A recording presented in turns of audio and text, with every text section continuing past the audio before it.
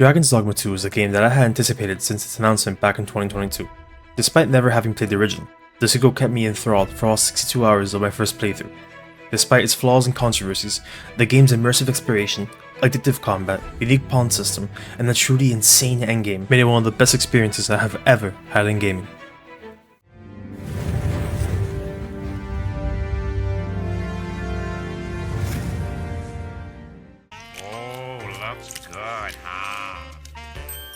Since the release of Elden Ring, I've been yearning for a game that could once again satisfy my desire for exploration.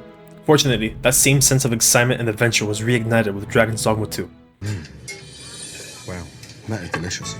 Finally, some good fucking food. This game is mainly divided into two major areas: Vermont, the nation of humans, and Batal, the realm of beastrons. Here, the universal conflict between humans and furries rages on. After a brief introduction, you are thrust into the vast kingdom of Vermont. From this point, you can seamlessly explore every area of the game without restrictions imposed by story progression. Each region boasts unique set pieces and locations, providing countless hours of gameplay for those determined to explore every nook and cranny. As of this recording, I have over 100 hours and I am well into my second playthrough. After all this time, I found that the game consistently rewards your curiosity, with surprises waiting in the most unexpected places. Did you see it? The adventure is also both immersive and impactful, augmented by mechanics like limited fast travel and a health gauge that decreases with maximum HP loss. Because of this, leaving a settlement truly feels like embarking on a journey, one that requires thorough preparation. While these features might not appeal to everyone, I found that they add depth to the game. For those that disagree, there are workarounds.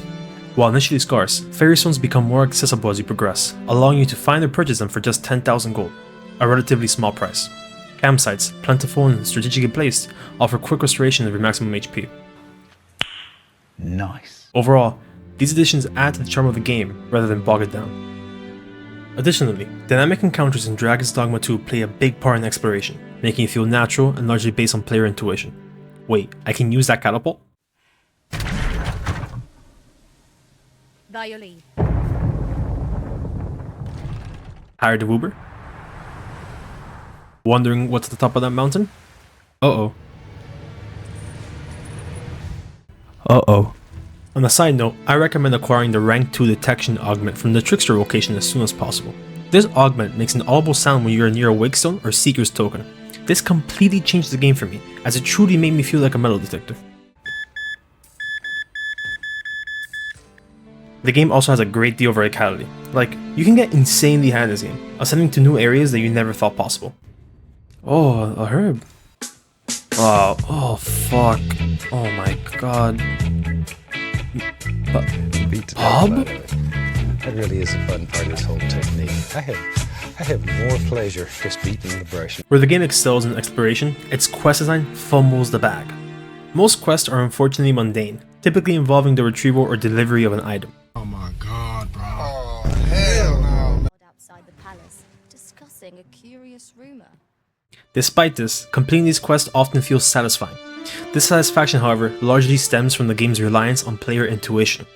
Quest instructions are usually vague and unclear, encouraging exploration and discovery. Who? True to your word you have come. For instance, I recall entering a village where the residents watched me intently, creating an unsettling atmosphere. Driven by my curiosity, I explored every house and corner of the village.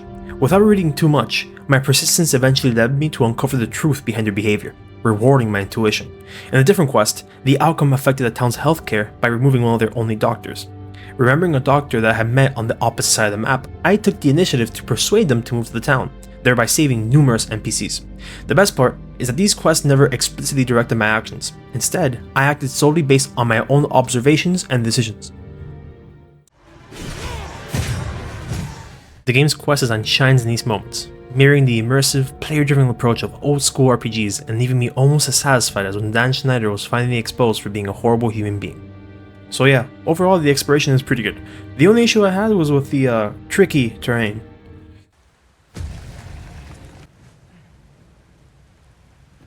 Need to make camp here. We've energy enough to press on for a while. Actually, you know what? Never mind. Fuck this game. Anyways, in spite of its flaws, Dragon's Dogma 2 provides a unique and fun take on the RPG formula. Moving on, the game's deep combat system was another highlight for me. The combat can be very chaotic and hectic, but in a good way. Yes, as you all know by now, the enemy variety is a different species of dog shit.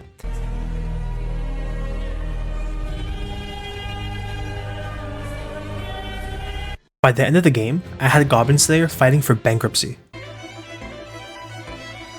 However, the entirely different playstyles of each vocation kept combat fresh and exciting. Additionally, the environment is a beautiful sandbox. I said sandbox. That gives way to a gorgeous expression of creativity.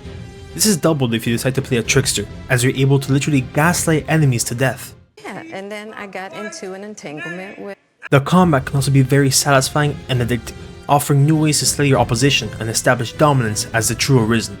The main problem that I had with the combat, however, wasn't with enemy variety, but with difficulty. Playing with a full party of pawns made the game simply too easy for my taste, being the epic gamer that I am. Enemies will often die too quickly before I even had a chance to pummel them into the fucking ground. To remedy this, I fired all my pawns with the exception of my main piece. This made the combat feel challenging again and fun, forcing me to use items I had never even acknowledged and allowing me to finally activate my domain expansion.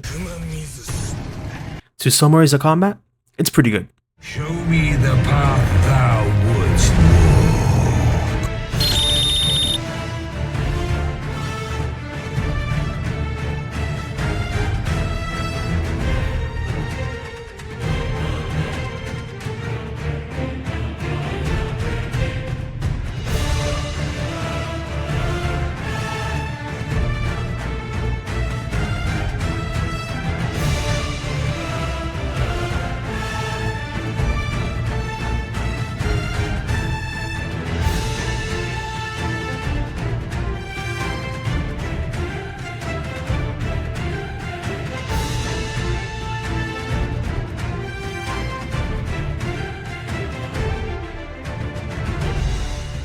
Dragon's Dogma 2 also features a unique party system governed by the so-called pawns. As the Arisen, the Loyal Pawn Legion is yours to command. At the beginning, you are assigned a main pawn who remains with you throughout the entire game. Additionally, you can also hire 2 more pawns to complete your party. There are also rift stones which are scattered throughout the world and serve as hubs for what could best be described as pawn shopping.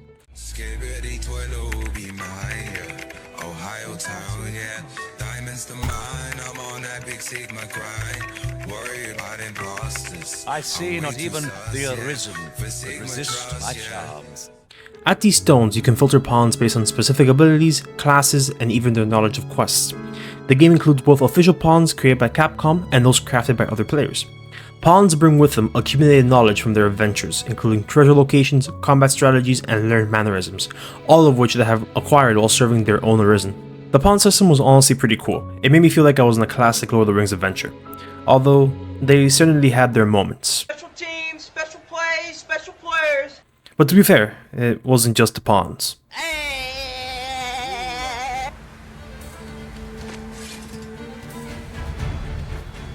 Bruh.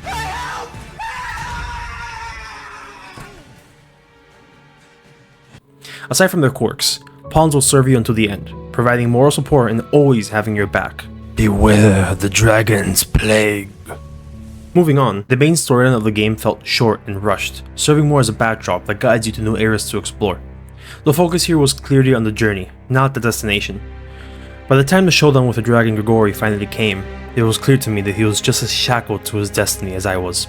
He urged me to open my eyes to the reality around us, hinting that through my willpower alone, I had the power to invoke change in this world, and to break free from the chains of fate, to end this cycle. And so as I put an end to Grigori, the credits soon rolled, and I was crowned as a new ruler of these lands. Yet it didn't feel right. This couldn't be the end. And I was right. This seneschal that had helped me since the beginning. There he was, watching me. I approached him, but he seemed disinterested. His initial disinterest, however, turned into a pivotal moment when, through my persistence, I was offered a second chance. I was brought back to my showdown with Grigori, and it was here where I decided to change the world, and where I broke the Matrix. Conviction is the human will that reaches its greatest power. This quote is the first thing you see when you open the game, and so as the gods been pierced my heart, I knew now more than ever that it was time to break the chains of this cycle. And thus emerged the unmoraled world, a land free from the cyclic bondage but doomed to end. Was this the outcome of my so-called will? The countless deaths and destruction of all those I came to know and love in my journey to get here? I didn't have time to think, only to act. The world was being consumed by crimson skies and brine-infested dragons, yet I wasn't willing to give up. I would save them. All of them. And so I ventured forth, evacuating every single settlement that I had come across during my journey. Under the gaze of impending doom, enemies would become allies, and together we did everything in our power to survive. While the world may perish, its people would persevere. This part of the game was an unparalleled experience, offering a level of immersion I had never felt before. It highlights the unique magic of Dragon's Dogma 2. Despite its flaws and half-baked system, this game cast an unbreakable spell. By the time it was all said and done, I felt satisfying knowing the game's conclusion. A conclusion that had been reached through my sheer willpower, through my conviction, and I cannot wait to see the future content to come. Thank you all for watching, and as Pippo always says, Dale. Listen to my music. It's not on Houston on Yo, who the SoundCloud. fuck are you?